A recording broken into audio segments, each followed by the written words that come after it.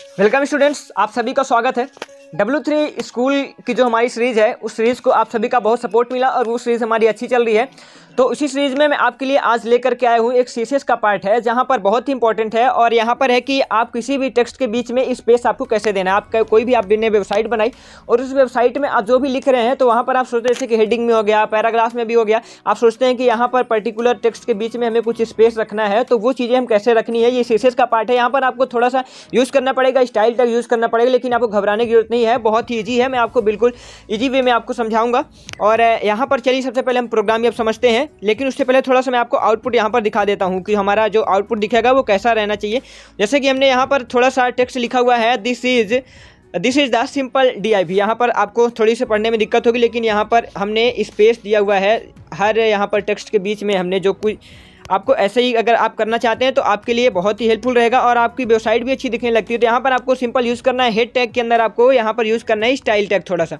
तो head tag सबसे पहले हमने यहाँ से स्टार्ट होता है हमारा और यहाँ पर क्लोज हो रहा है। इसके बाद हमारा जो स्टाइल टैग है तो यहाँ से हेड सेक्शन के अंदर यूज़ हो रहा है।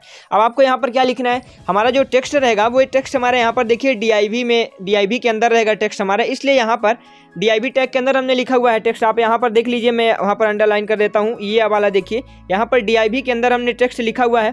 तो आपको जो कोड लिखना पड़ेगा और जिसमें आप उस फंक्शन को चलाना चाहते हैं तो वो आपको DIV में स्टाइल टैग के अंदर लिखना पड़ेगा। जैसे कि हमने DIV के लिए लिखा तो यहाँ पर DIV हमने लिखा। अगर आप यहाँ पर H1 में इसको रखते हैं तो आपको यहाँ पर DIV की जगह H1 रखना पड़ेगा। आप अगर यहाँ पर पैराग्राफ बना करके लिखते हैं कुछ आप पैराग्राफ में, तो आपको यहाँ पर पैराग्राफ के लिए P लिखना पड़ेगा। इसी तरह से हमने DIV लिखा हुआ है तो DIV के लिए हमने स्टाइल टैग के अंदर आप यहाँ पर देखिए DIV और हमने यहाँ पर लेटर स्पेसिंग दिया हुआ है 30 पिक्सल। आपको यही चीज़ यूज़ करना है, लेटर स्पेसिंग बहुत ही इंपॉर्टेंट है।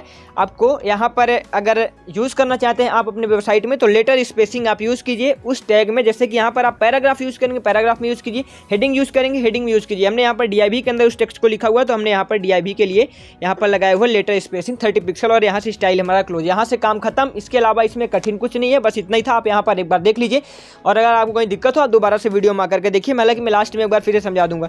अब इसके बाद हमारा यहाँ पर हेड टैग क्लोज होता है। अब यहाँ से स्टार्ट होता है बॉडी, जो कि हमने कई वीडियो में आपको बता चुका, जो भी चीज़ें हम लिखते हैं बॉडी में लिखते हैं। अब मेन है कि हमारा बॉडी के फंक्शन को रन करवाने के लिए हमने वहाँ पर थोड़ा सा उसमें स्टाइल देने के लिए, क्योंकि सीएसएस का पार्ट है तो हमने यहाँ पर स्टाइल टैग यूज़ किया था।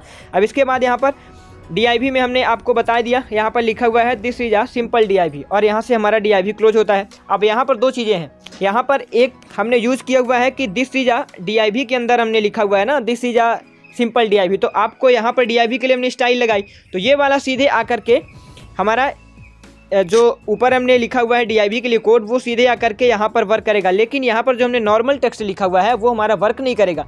क्यों नहीं करेगा? क्योंकि इसके लिए हमने यहाँ पर कोड नहीं लिखा हुआ है, ये हमारा बिना कोड के है और नॉर्मल हमने इसको टेक्स्ट लिख दिया है, तो ये हमारा वर्क ये वाला DIV इसके ऊपर नहीं करेगा। तो आपको यहाँ पर दो डिफरेंस आपको मिल जाएंगे। एक तो मिल जाएगा कि आप यहाँ पर जो उसमें DIV यूज़ करेंगे वो आपको अलग दिखेगा और जो हमारा नॉर्मल टेक्स्ट लिखा हुआ वो आपको अलग दिखेगा। फिर यहाँ से बॉडी क्लोज होता है, HTML क्लोज होता है। चलिए हम आपको आउटपुट सीधे दिखा देते हैं।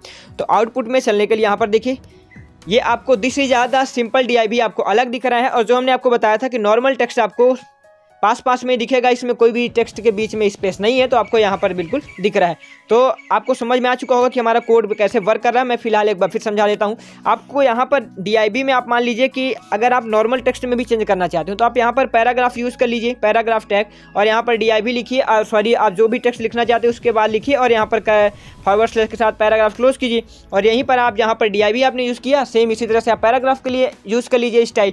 तो हमने यहाँ पर फिलहाल अभी स्टाइल यूज़ की है किसके लिए, DIV के लिए। तो आप यहाँ पर DIV के लिए हमने कोड लगाया तो ये DIV में हमारा वर्क करेगा, लेकिन हमने नॉर्मल टेक्स्ट के लिए कोई भी कोड नहीं लिखा था, इसलिए हमारा ये नॉर्मल ही रहेगा, नॉर्मल आपको दिख रहा है। तो मैं आशा करता हूँ कि आपको समझ में आ गया। अगर आपको नहीं समझ में आता तो हमें कमेंट कीजिए, मैं आपको जरूर रिप्लाई करूँगा जो भी दिक्कत होगी। धन्यवाद। वीडियो अच्छा लगा तो इस वीडियो को लाइक कीजिए, ज़्यादा से ज़्यादा शेयर कीजिए। धन्यवाद। Thanks for watching.